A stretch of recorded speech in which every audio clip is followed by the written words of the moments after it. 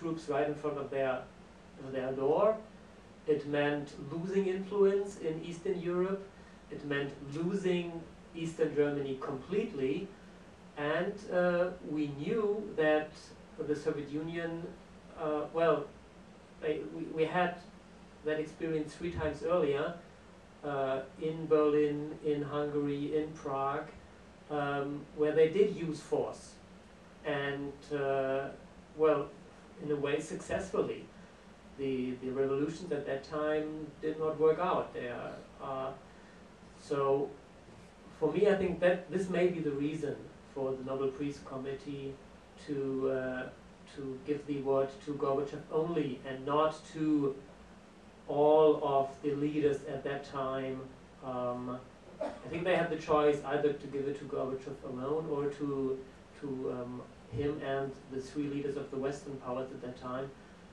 But I think they saw that only Gorbachev was the one who, let it happen, although he had a chance to act in a different way.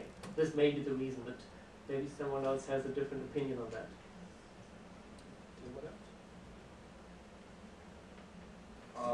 I just wanted to add, I think I share your sentiment.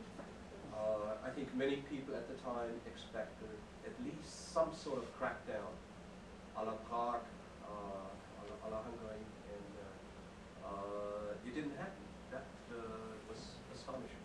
And, that was inconceivable in my mindset at the time. And I think it was not inaction. I think it was a deliberate move by Gorbachev to let this happen. And that then, for my taste at least, I would like to argue, clearly deserves the Nobel Peace Prize. Yeah. I just may add, just a couple of months earlier, in June of '89, we had a different example in China, where we had seen how it could work out if the government has a crackdown on a movement like this. So the world knew what may have happened, but it just did not happen. Correctly so, and the climax, of course, in the fall was, this wasn't mentioned before, October 7, 1989, the GDR celebrated its 40th anniversary, and they tried to put the best face on it while people in the thousands were leaving. And Gorbachev, of course, was one of the guests, or I should say the guest, waiting, and everybody was waiting, what is he going to do here? And the key factor that he didn't do anything, which was a big blow, of course, to the GDR government. And it signaled, basically, this is not our problem, we won't interfere, and whatever happens, that's fine with us. Which was, of course, a 180-degree turnaround of Soviet-style interference. But coming back to your question, I would also say that the importance of Gorbachev during that time, by default, so to speak, by not interfering, and is crucial. But George W. Bush comes into, is it George W. Bush? Or the H, sorry. There's a difference. At least one. So the difference here is that when Bush Sr. should give a lot of credit for what followed after it, because from now on we are celebrating for over a year basically this event, because as a consequence in a rapid time Germany was unified, meaning in less than a year. That only could have happened with the green light from Bush Sr.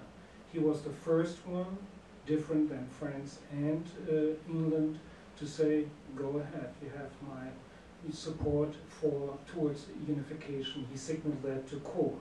Without that, 11 months later, we wouldn't have a unified Germany. So I should give him also credit to that. Following up on that, I have several questions that ask, after 20 years, how is what it used to be East Germany catching up politically, socially, economically? Where are they? Who would like? Yeah, please go ahead. I'll try. Rob? I'll try. I think that I can only characterize it I think probably other people here in the panel might have better statistics apply to support it.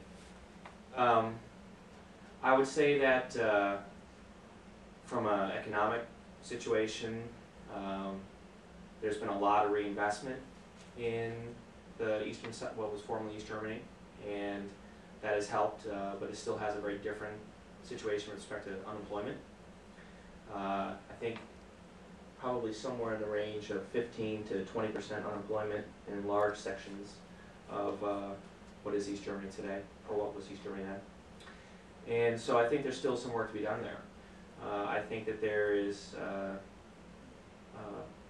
infrastructure required, both in terms of maybe some public elements, but also probably mostly in the commercial area, to encourage growth in the economy there.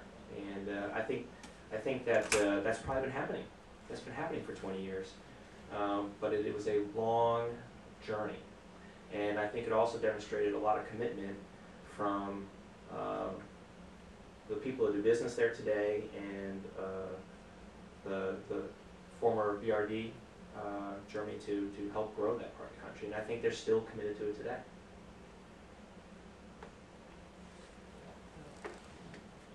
Yeah, when that question comes up by my students and in other contexts, I usually ask back and say, so how long has the Civil War been? You know, and then you start calculating, well, quite a while. But how come that it is still such a marker for various reasons I'm not going into it. Key is, it takes even more than just one generation, just 2 generations, and so on. So this, while we have come along, as you just mentioned, Rob, quite a big stretch, quite a big stretch. It still takes a few generations, I would assume, where the wall isn't still in people's mind. And there is, in various areas, arenas, domains, psychologically, partly socially, definitely politically. If you look at the recent election, very interesting federal election, you can go to Berlin, of all cities, and you see basically a divide, exactly along the wall. The eastern part voted for the left party, and the western part voted for the conservative CDU. And only 2 empty spots in the center go for the Green Party. So it's a divided city after 20 years.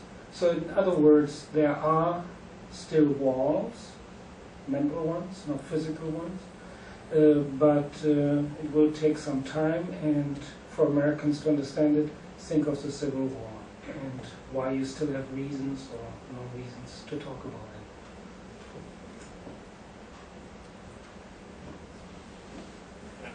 I'll just give another, from a political science perspective or social science perspective, a lot of times when we're looking at attitudinal data from Germany, looking at political attitudes or social attitudes, economic attitudes, world government type attitudes, the data, if you don't split it up between those who grew up in East versus those who grew up in West, I mean, even though the wall's been gone, we still talk about West German attitudes versus East German attitudes. And it shows up too in terms of attitudes toward what expectations are for democracy, and what the emphasis is on democracy, you know, liberties versus rights and things like that.